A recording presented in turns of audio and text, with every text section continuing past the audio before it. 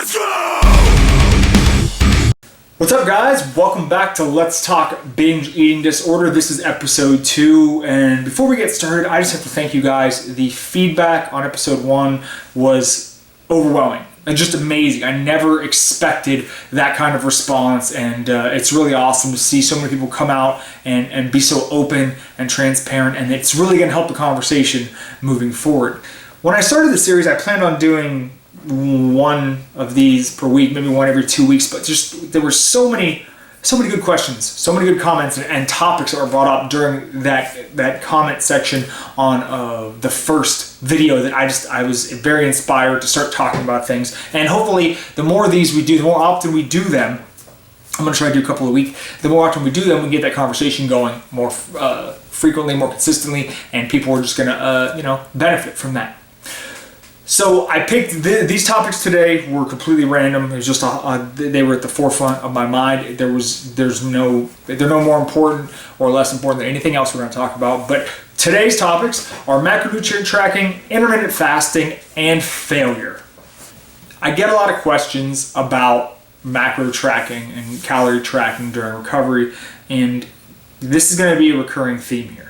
We are all unique little snowflakes, guys. We're all different. Different things work for different people. And I'm just going to tell you what worked for me and what didn't work for me. That's not to say that this is the end-all, be-all, that this is the answer for you. But you can kind of, like I said, I want to give you guys a blueprint, maybe a starting point. You can build off this framework.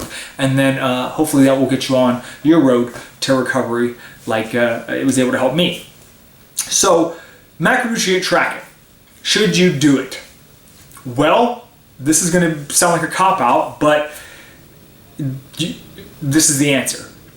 You should track your macros if it doesn't cause you anxiety. But if it does cause you anxiety, you shouldn't track it. The point is, during your recovery, you want to be under as little stress as possible. You don't want anything adding to your life negatively, okay? So if counting macronutrients stresses you out, if you're one of those people that is obsessed about the number and you just can't let it go, and if you go 5 grams over on your carbs, you're going to lose your shit, you need to not track your macros. You need to maybe just try out some intuitive eating. You maybe need to just eat the same thing every day and not even worry about looking at MyFitnessPal. I'm not saying restrict, but I'm saying have kind of hesitate to use the term, but a meal plan, that might help. That rigidity might help you, because sometimes flexible dieting can actually hurt people because it drives them nuts.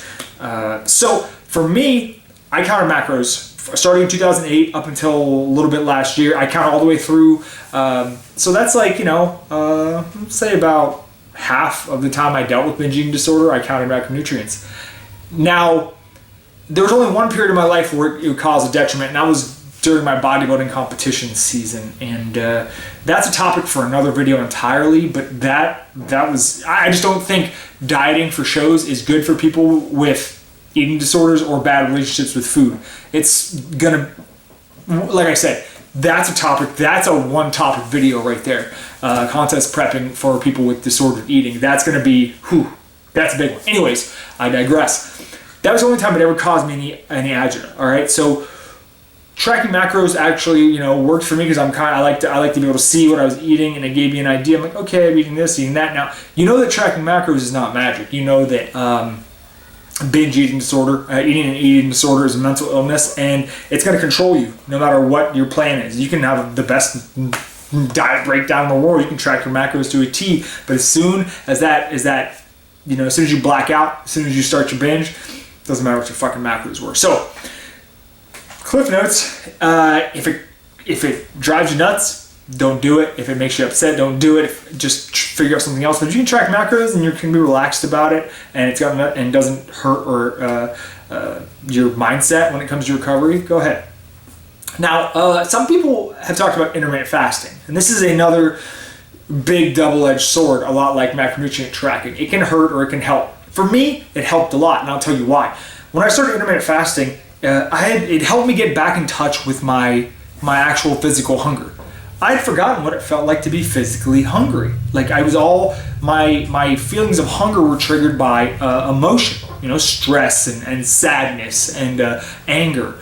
So that I just forgot what it felt like to actually be hungry, as a lot of Americans do. A lot of Americans don't even know what it feels like to be hungry. You know, I was also used to eating on a bro meal schedule where it was like every 2 or 3 hours, so I never even got the chance to be hungry. So anyways, when I started intermittent fasting, it was really cool because I was able to feel that hunger again, and I began to realize I was able to identify when I was actually physically hungry or when I wanted to eat because I was tired or mad or sad. So I need to clarify this, I was not a 1 meal a day guy. I do not like the 1 meal a day thing for recovering binge eaters. It just reinforces some bad habits. If you ask me, that's my personal opinion. I did 3 meals and a shake. I'd fast until noon, and I still kind of do a very loose intermittent fasting plan right now, and it works best for me.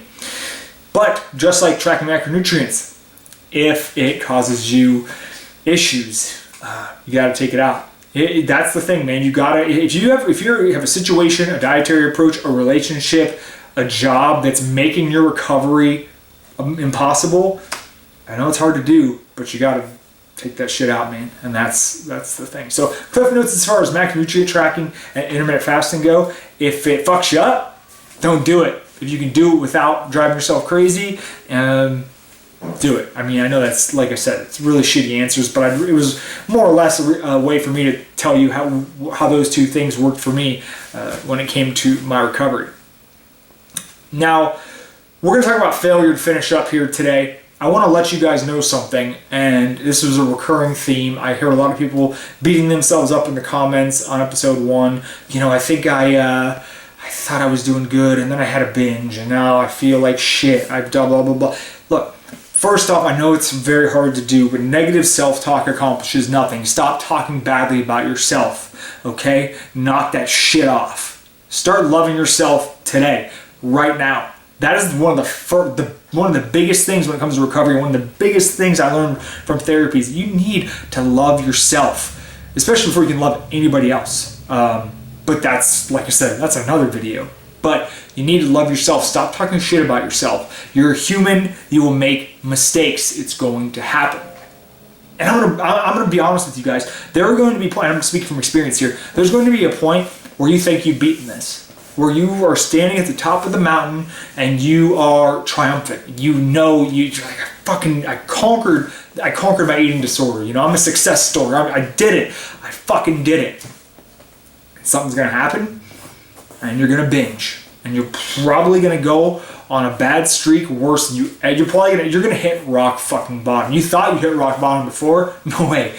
This time is rock bottom, and it's gonna fucking suck, and you're gonna want to give up because you thought you're gonna want to beat yourself up and be like, I thought I did it. I had it. What did I do? I fucked up again. I'm a piece of shit. Why did I do that? Don't waste your energy. Dust yourself off. Realize that you're gonna fuck up again, most likely. But failure isn't final, guys. Okay? And look, there is no such thing as failure. Okay? There's no such thing as failure. There's only lessons. Failures, or getting shit on by life, that's a lesson. You have to pay attention during those moments, those really hard fucking moments. You gotta pay attention. Life is trying to teach you something.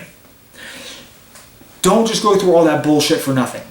Learn something, take something from it, okay?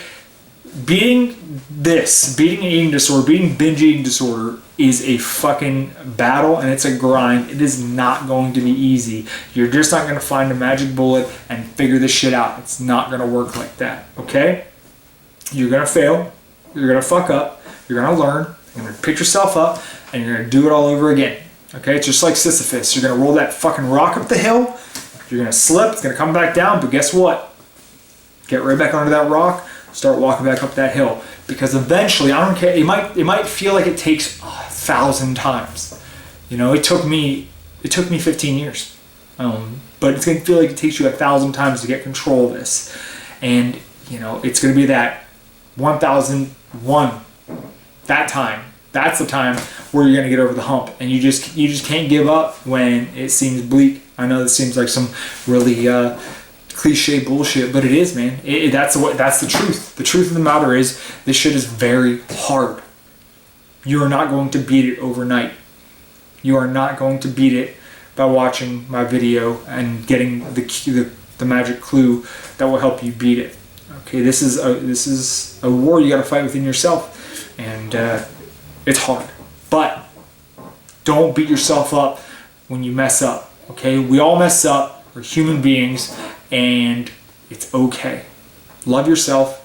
Realize that you are fallible, and shit happens. So that's it. As always, hit me in the comments, suggestions, criticisms, concerns, whatever. Start spitballing for the next video. We've got lots of topics that I may or may not already have written down on a notepad somewhere. I got a lot of shit, man. A lot of shit to talk about. But if you guys have any more things that you'd like to talk about beyond this, let's just keep the discussion on topic if we could. Beyond that, so let's talk about the 3 topics we talked about today.